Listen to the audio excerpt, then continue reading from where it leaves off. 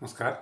हाल में सेना प्रमुख उपेंद्र द्विवेदी ने स्पष्ट किया कि जो जम्मू कश्मीर में हैं इस समय 80% आतंकवादी पाकिस्तानी हैं और 20% ही लोकल हैं। तो इसका क्या मतलब हुआ और ये क्या संकेत देता है? देखिए, इसका मतलब साफ है कि जो कश्मीर में इसमें आतंकवादी हैं वो पाकिस्तान से आ रहे हैं, पाक अधिकृत कश्मीर से आ रहे हैं, लेकिन जो स्थानीय स्तर पर आतंकवादी थे उनकी संख्या धीरे धीरे कम हो रही है। तो कश्मीर में दो तरह का आतंकवाद था। एक जो पाक प्रायोजित आतंकवाद था, दूसरा जो होम ग्रोन था, जो वहीं पैदा हो रहे थे। अब सेना के प्रयासों से, सशस्त्र बलों के प्रयासों से पिछले कुछ सालों के दौरान हमने देखा है कि जो डोमेस्टिक आतंकवाद था, जो होम ग्रोन आतंकवादी थे, उनकी संख्या लगातार कम हो रही है। तो आज वो घट के 20% रह गए और 80% पाकिस्तानी आतंकी रह गए हैं, हो गए हैं। मैं कहूँगा कि हो गए हैं, उनकी संख्या बढ़ गई है। जबकि अगर हम 90s के दशक में देखें, 90 के दशक में जब जम्मू कश्मीर में आतंकवाद चरम पर था, उस समय 80% जो आतंकी होते थे वो लोकल होते थे और 20% आतंकी होते थे जो पाकिस्तान या पीओके से आए हुए होते थे। अब स्थिति एकदम उल्टी हो गई है। इससे क्या चुनौतियां हैं सुरक्षा बलों के सामने और इससे निपटने की रणनीति क्या है? देखिए, स्थिति गंभीर है, अभी भी हम कहेंगे कि गंभीर है, क्योंकि समस्या कुछ हद तक सॉल्व हुई है तो दूसरी तरफ समस्या बढ़ रही है। तो समस्या का स्वरूप चेंज हो रहा है। तो सुरक्षा बलों की लगातार सख्ती और जो कश्मीर के युवाओं को मुख्य धारा में लाने की सरकार की कोशिश है, उसका नतीजा ये हुआ है कि जो स्थानीय स्तर पर आतंकवादी पनप रहे थे उनकी कमर टूट गई है और उन लोगों को लगता है कि अब आतंकवाद को बढ़ावा देने से कोई फायदा नहीं, हमें विकास की तरफ बढ़ना चाहिए, हमें विकास की मुख्य धारा से जोड़ना चाहिए। और जब से 5 साल पहले कश्मीर से धारा 370 हटाई गई है, उसके बाद तो और भी जो स्थानीय स्तर पर आतंकी पनप रहे थे उनकी कमर टूटी है, वो कमज़ोर हुए हैं और वो वैचारिक रूप से भी कमज़ोर हुए हैं, उनकी फंडिंग भी कम हुई है और उनकी सोच भी कमज़ोर हुई है कि हम अलग कश्मीर की स्थापना कर सकते हैं, स्वायत्त कश्मीर की स्थापना कर सकते हैं, जो अभी तक ये सोच रहे थे, आज़ादी की जो बात सोच रहे थे।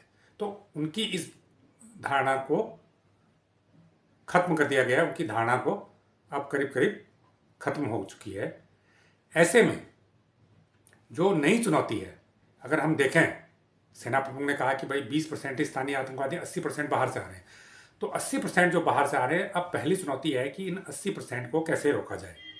ये एलओसी के जरिए भी आते हैं, लाइन ऑफ कंट्रोल के जरिए भी आते हैं और जो इंटरनेशनल बॉर्डर है उसके जरिए भी आते हैं, क्योंकि इंटरनेशनल बॉर्डर और एलओसी पे कई एरिया ऐसे हैं जहाँ पर ना कोई तार है, ना जहाँ पर कोई सेना रहती है।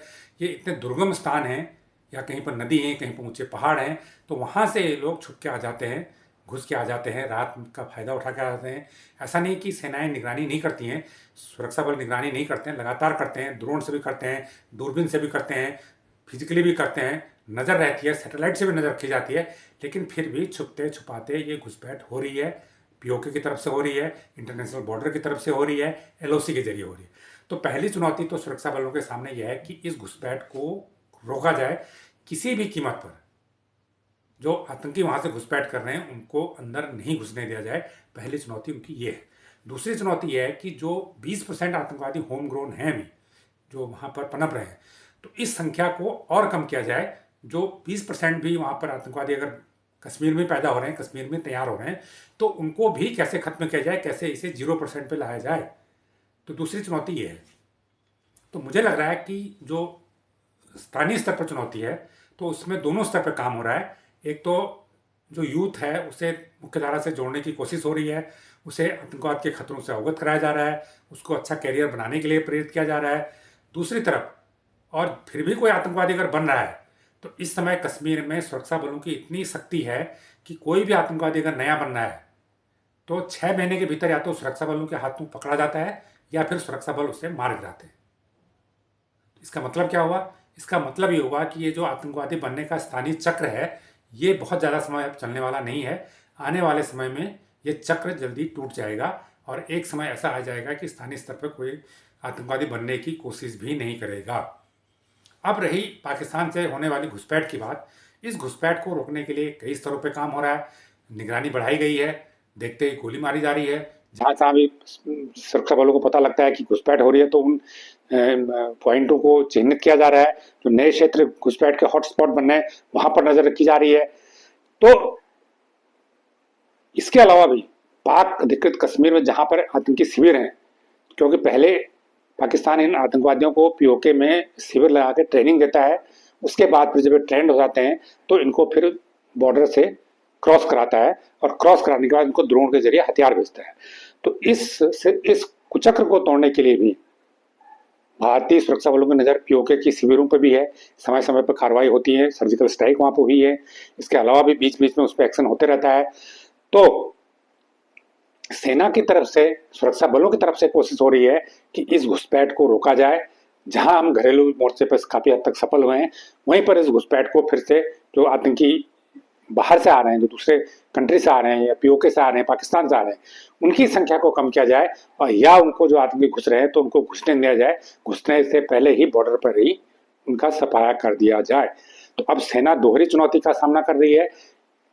एक, बाहर से आने वाले आतंकवादियों को की धरपकड़, दूसरा जो स्थानीय आतंकवादी हैं उनको और बढ़ने से रोकना। तो ये जानकारी आपको कैसी लगी, ये वीडियो आपको कैसा लगा, हमें कमेंट करके जरूर बताएं।